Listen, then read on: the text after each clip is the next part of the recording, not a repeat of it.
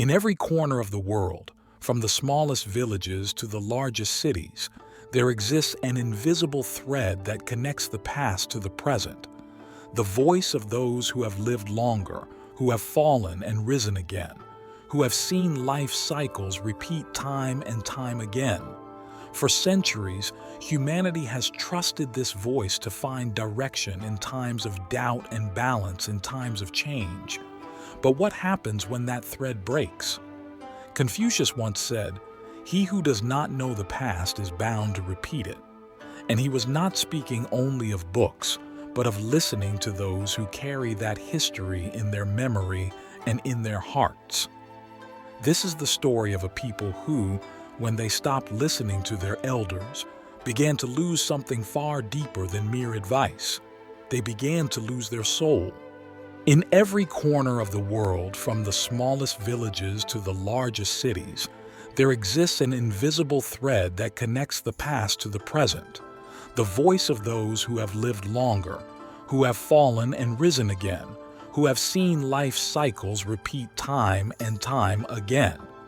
For centuries, humanity has trusted this voice to find direction in times of doubt and balance in times of change. But what happens when that thread breaks? Confucius once said, "He who does not know the past is bound to repeat it." And he was not speaking only of books, but of listening to those who carry that history in their memory and in their hearts. This is the story of a people who, when they stopped listening to their elders, began to lose something far deeper than mere advice. They began to lose their soul. If you wish to keep exploring stories and teachings that connect ancient wisdom to our modern lives, I invite you to subscribe and join us on this journey of reflection and learning. There was a time when nights in that village were lit not only by the bonfires, but by the stories the elders told around them. No important decision was made without the counsel of those who had seen more winters. Young people sought their guidance before marrying, planting a new field, or setting out on a long journey. Experience was considered an invisible map that guided every step, and the community thrived because no one walked alone. The elders did not impose their vision.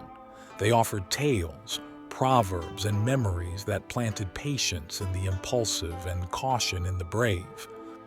In this balance, each generation found its place, and life flowed with a harmony that seemed unbreakable.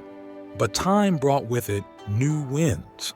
Ideas arrived from distant lands, and with them, a growing belief that the new was always better than the old.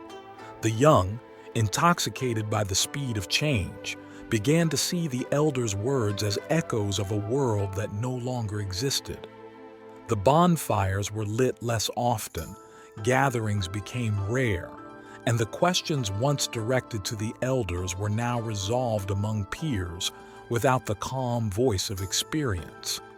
Some elders tried to speak, but were met with condescending smiles or distracted glances. Little by little, silence took the place where wisdom once lived, and the invisible thread began to unravel. At first, the consequences were small, almost imperceptible. A dispute between neighbors that once would have been resolved through the mediation of an elder dragged on for months, filling the air with resentment. Young farmers, confident in new methods, ignored the advice about planting seasons and saw their crops fail.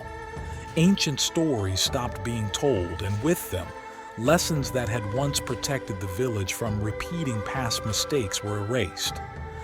But the gravest loss was the invisible one, the loss of identity. People began to feel disconnected from one another, as if they no longer shared the same heart. Traditions that had once united them, such as festivals and ceremonies, became hollow formalities. Respect, which had been the foundation of relationships, turned into mere surface-level politeness. What was lost was not just the elders' voices. It was the very sense of community. Amid the silence that had taken hold, an elder named Liang decided to speak one more time. He did not call for a grand assembly, nor did he raise his voice to impose himself. He approached a group of young people and said calmly, "Confucius taught that to honor those who came before is to prepare the way for those who will come after. If we walk only looking forward without remembering where we came from, we will soon no longer know where we are going." The young looked at him with curiosity, and Liang continued, "Roots are not chains that bind us. They are the support that allows us to grow toward the sky.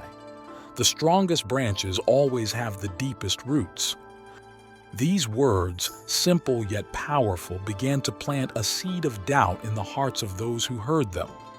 Had they mistaken progress for forgetfulness? Could innovation walk hand in hand with tradition?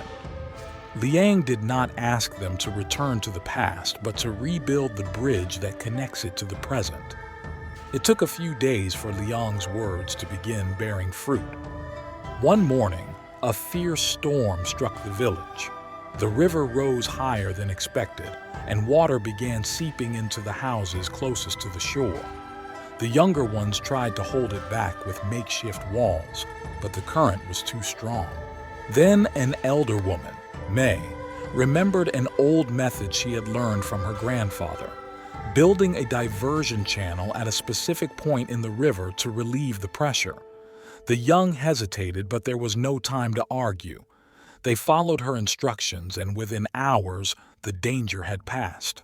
That night, the village gathered again around the fire, not out of habit, but out of gratitude.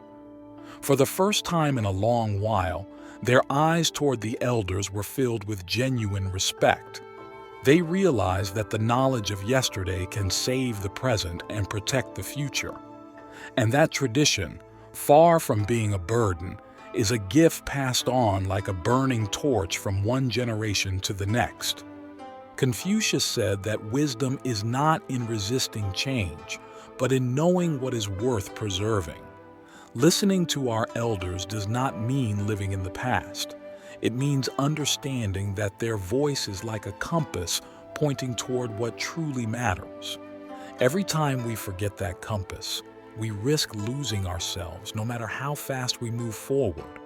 Today, more than ever, we need bridges between generations.